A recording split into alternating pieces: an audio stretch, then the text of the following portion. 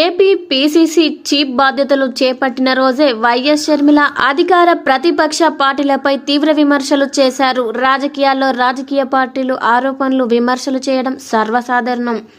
కానీ పీసీపీ పగ్గాలు చేపట్టిన మొదటి రోజే సీఎం జగన్ పై తీవ్ర స్థాయిలో విమర్శలు చేయడం రాజకీయ వర్గాల్లో చర్చకు దారితీసింది. ఇదంతా చేసేది కాంగ్రెస్ పెద్దలతో పాటు మరికొందరి మెప్పు కోసమేనన్న ప్రచారం పొలిటికల్ సర్కిల్లో జరుగుతోంది. అటు ప్రతిపక్ష నేత చంద్రబాబుపై కూడా షర్మిల ఘాటైన విమర్శలు చేశారు. చంద్రబాబును రాజధాని అమరావతిని సింగపూర్ చేస్తానని నమ్మించి ప్రజలను మోసం చేశారని ఆరోపించిన షర్మిల చివరికి గ్రాఫిక్స్ తో సరిపెట్టారని షర్మిల మండిపడ్డారు. 10 ఏళ్లలో ఏపీ ప్రజలను నిండ ముంచారని అన్నారు. ఏపీని అప్పుల్లో ముంచెత్తిన పాపంలో చంద్రబాబు పాత్ర కూడా ఉందన్నారు. టీడీపీ వైసీపీ ఇద్దరేనని షర్మిల విరుచుకుపడ్డారు. అయితే షర్మిల విమర్శలపై వైసీపీ వెంటనే స్పందించింది.